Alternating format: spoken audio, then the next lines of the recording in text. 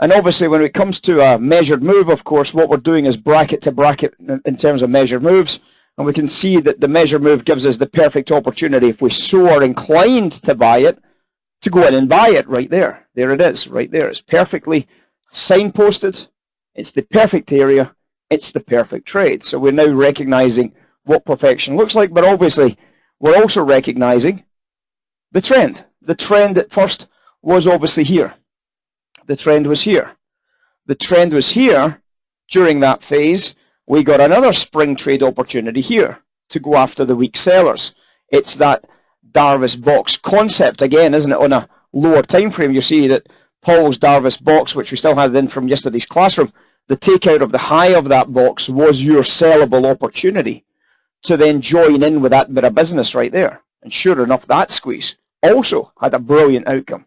And that's where that huge volume came from, was that last squeeze lower. As we touch into the target price for the whole move, of course, this is now the change of behavior level here. You can see that top right-hand hold with the box area around there. And you're thinking to yourself, right, that's a change of behavior. It's still not even 8 o'clock yet, guys. At this stage, it's 7:45. So obviously the trend line has to keep moving from the high price. And that's now what the trend line looks like. So we've now got a bottom edge trend line. We've now got a top edge trend line. And now we're ready to trade. Obviously, it's resulted in the market becoming a little bit of a balance area in here. We can see what the POC of that pre-market looks like by drawing in, for example. We can obviously draw in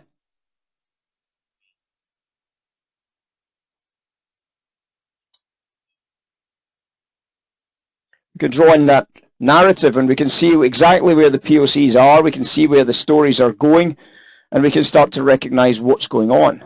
And we can see that the takeaway from that is a very, very nice indeed. A very, very good bullish takeaway from that break.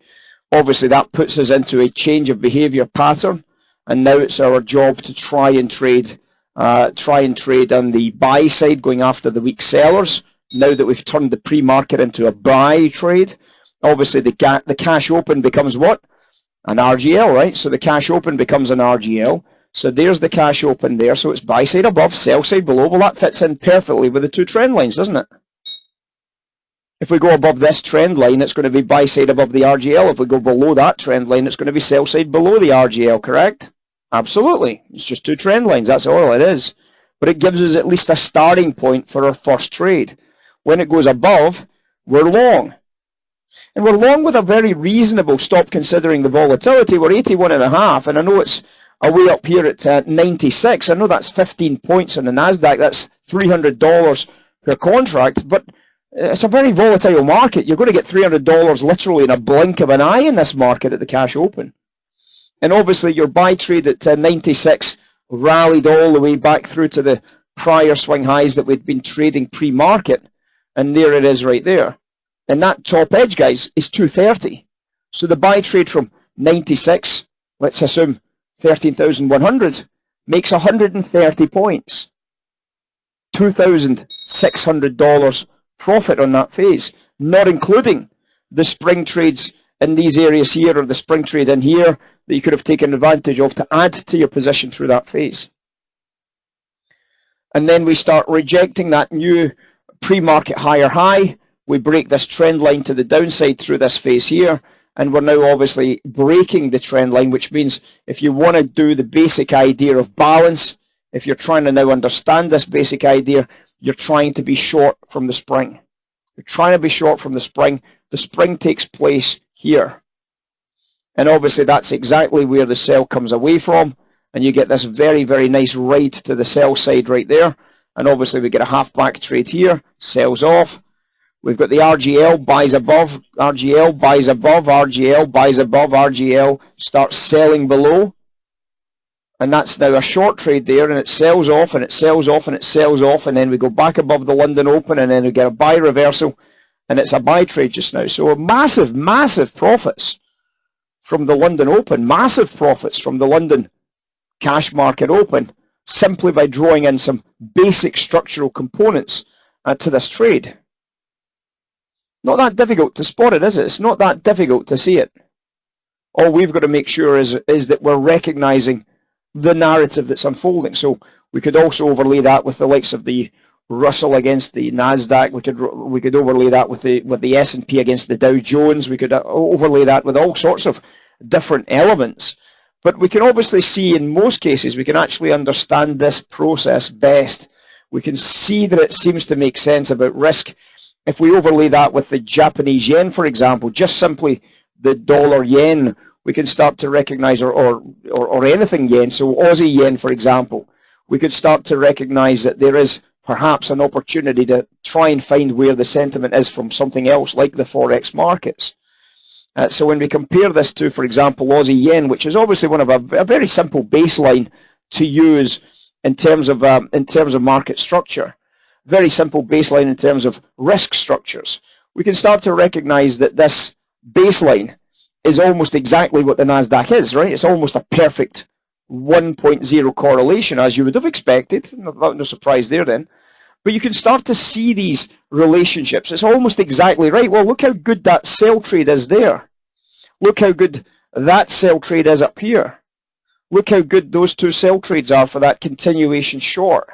Look at how good this top line sell trade is up here. It's very good. And then we start seeing the bottom edges. Look how good this bottom edge was here.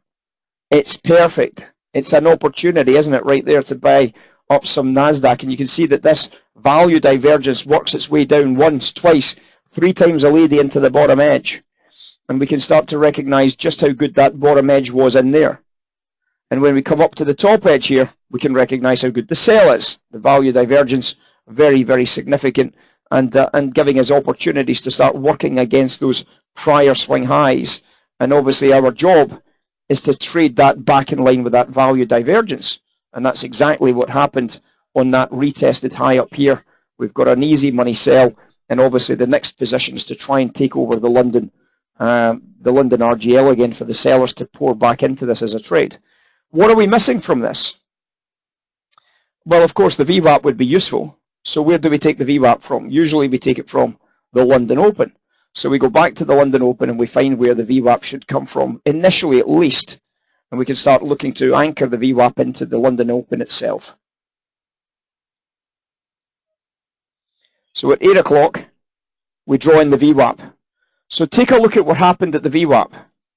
The 2 big sells that we've had after the top edge fades are in the way both came in. So there was a sell here at the VWAP, there was a sell here at the VWAP, and there was a sell here at the VWAP. Who did not know that?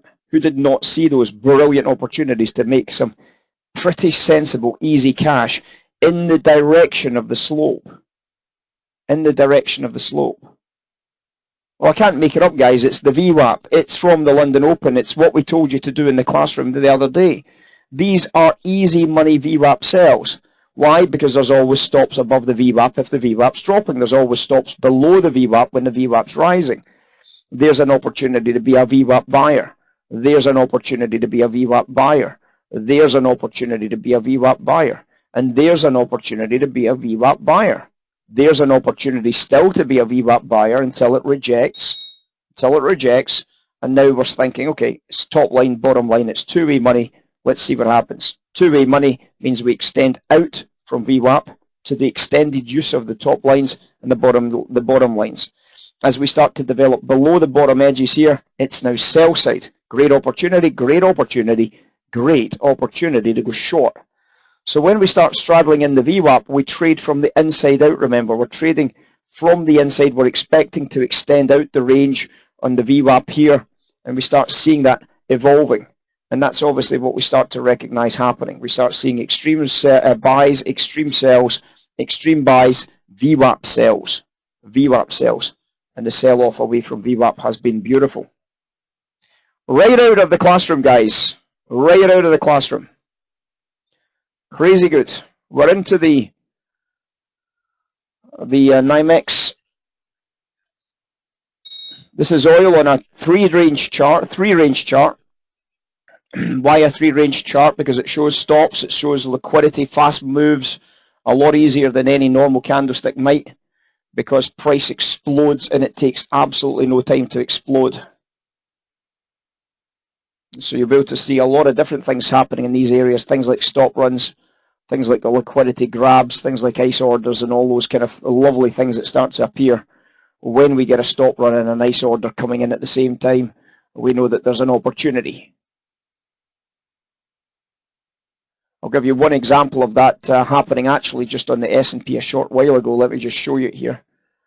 Yeah, so here's a great example of a stop run. The stop runs, by the way, are pink. That's when the liquidity pushes away down into a bottom edge, but the order is instantly iced off the bottom edge. See it there? Well, that to me is an automatic order flow buy right there. Automatic order flow buy trade.